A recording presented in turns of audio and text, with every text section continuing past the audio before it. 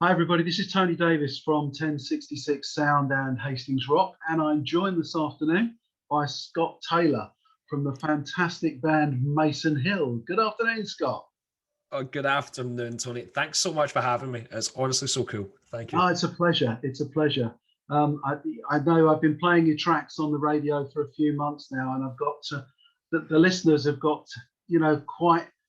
quite into Mason Hill, so it's really nice to be able to talk to you. It's been an exciting time for the band, hasn't it? It's been a weird 2 months. I couldn't have anticipated it. I really couldn't have anticipated this year being as amazing as it has been, and I will just never be more thankful to everyone that's kind of jumped on and supported the band. It's been tremendous. Because this was a debut album, wasn't it? It's the first album that you've got out at the moment, Against the Wall. And did I see somewhere that you kick-started the funding for that? We did, yeah. This was it. This was a 7-year journey. This album, the first 4 years was like the journey to try and kind of establish ourselves and be a big enough business to even afford an album. Went down a record deal that ended up being the wrong direction for us and kind of set us back down to the start. So at that point, we went through that kind of crossroads section that bands have. Where do we try and do the crowdfund, or do we kind of quit the band? We decided to do the crowdfund, and thankfully everyone jumped in, and we were one of the successful campaigns that hit their target, and like doubled the target as well. It was ridiculous, to be honest. Again, people have just been so nice, from even back in the day when we were playing to 20 people a night, you know. I think if I've got my history right, you're a Glasgow band originally. Is that correct? Yes. Your accent gives that away a little bit, of course. But James, the guitar player, he will argue that he's from England, so we're British, but we're Scottish. I mean, the rest of us are Scottish, so really fly. So presumably those early days was a lot of sort of schlepping around small bars, small clubs, building up that local support, really, was it? Yeah, I mean, you know, your perspective on life changes. Like in those days, if there was 20 people at the show, it was a really good night. You know, it was that was us. That was us getting in the car, getting in Craig's Corsa that was not big enough for us. You know, getting the amps on our legs, and for like an hour drive, and just being dead at the end of it. To open for, you know, some band that doesn't say hi to you or whatever, but it doesn't matter because you're there and you're with your guys, and you're doing this music, and there's something magical about it, and you know that is going. I think as far as the album's concerned, you're in some pretty good company with what you've achieved with it, aren't you? You know, you sort of the first time that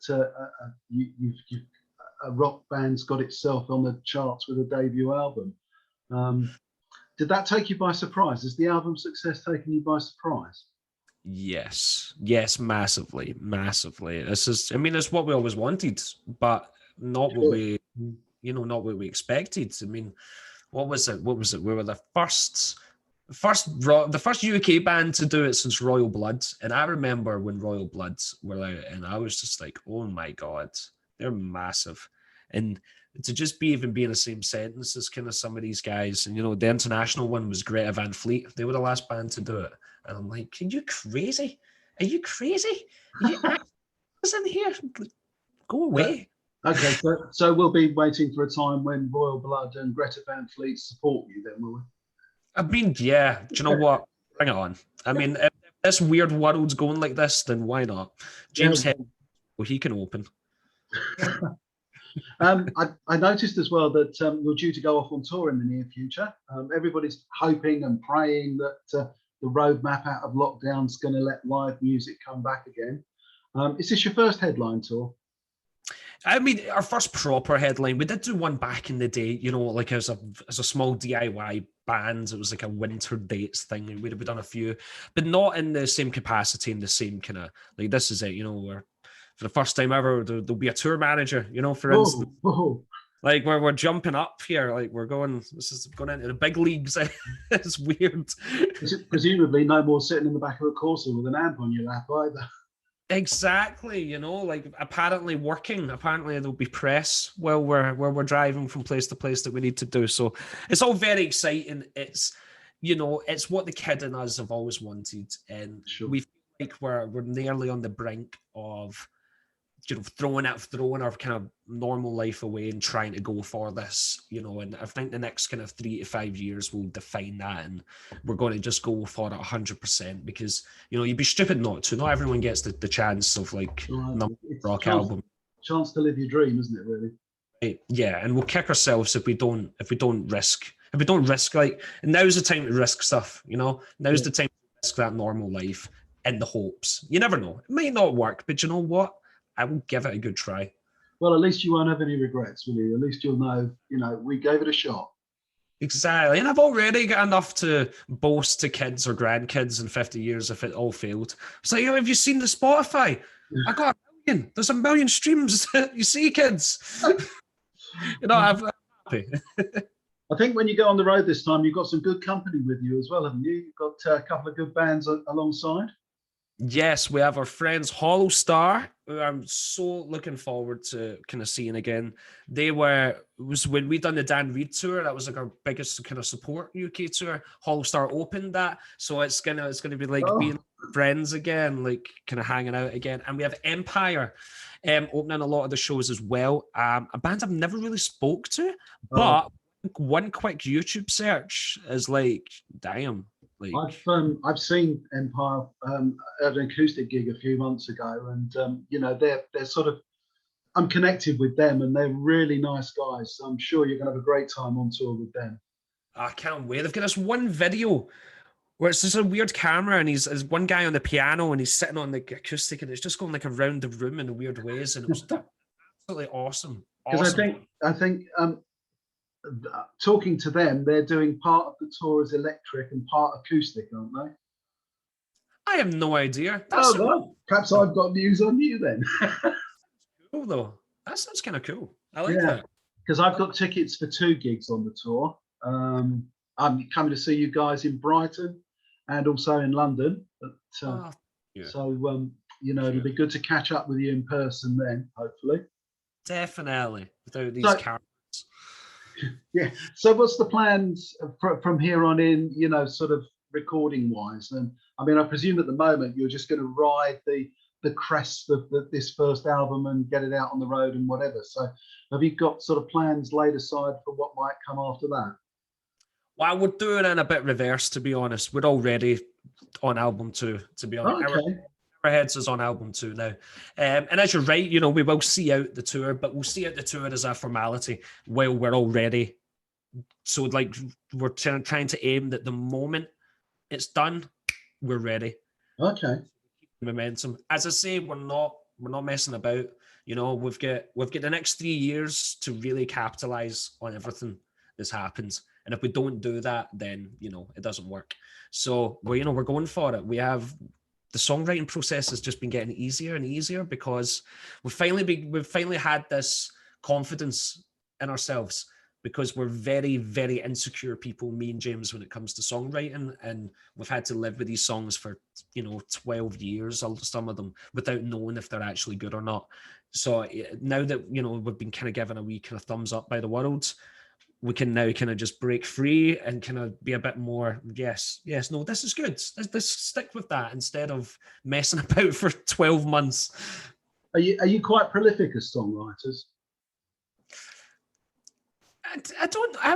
Honestly, I feel like as the years go, it's just getting more frequent and frequent. I feel like it's definitely been like an art that we've had to learn. It's not like we started this and like the songs we wrote at the start were atrocious and awful.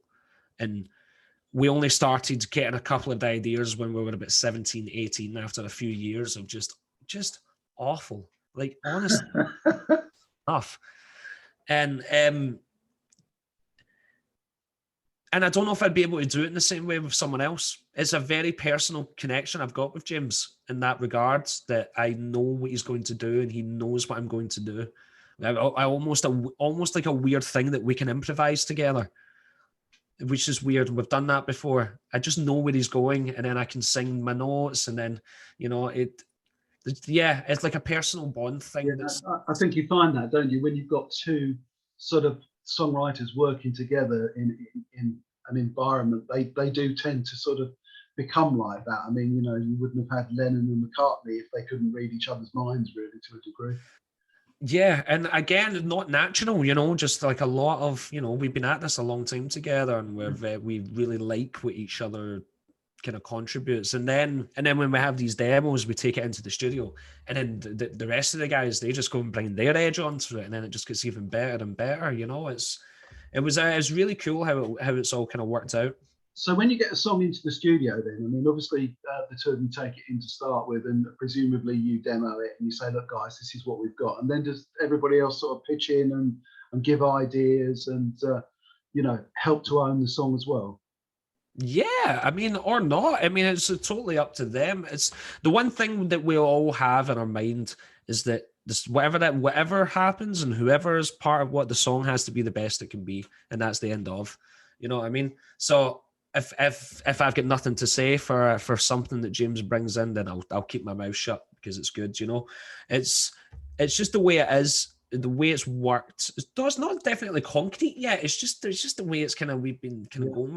James is just get ideas coming at every orifice on.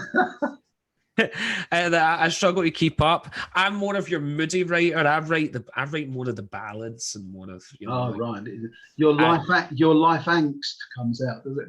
yes, that singer angst. Whereas, you know, James is kind of just shredding away on these riffs and getting the kind of really good kind of structural songwriting going. You know, the stuff you need. You know, I can whip out the Where I Belong every now and again, but he whips out consistency, which is so key. Well, look, from my perspective, it's great to see you doing so well. You know, I sort of started listening to the singles before the albums hit and was really impressed. And I guess I've been playing you on my radio shows for the best part of 12 months now. So, you know, a late pickup in your career, but fairly early in the way that everybody else knows you. So, Thank you. I really. that's great.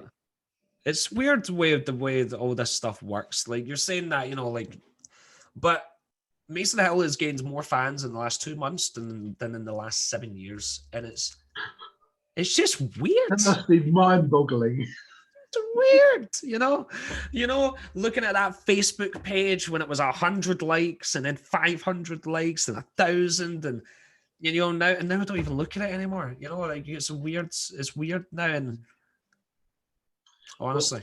Well, look, Scott, it's really kind of you to have given up the time to talk to me today. It's been a pleasure. I want to wish you every success with the album and everything else in the future, and hopefully catch up with you on tour.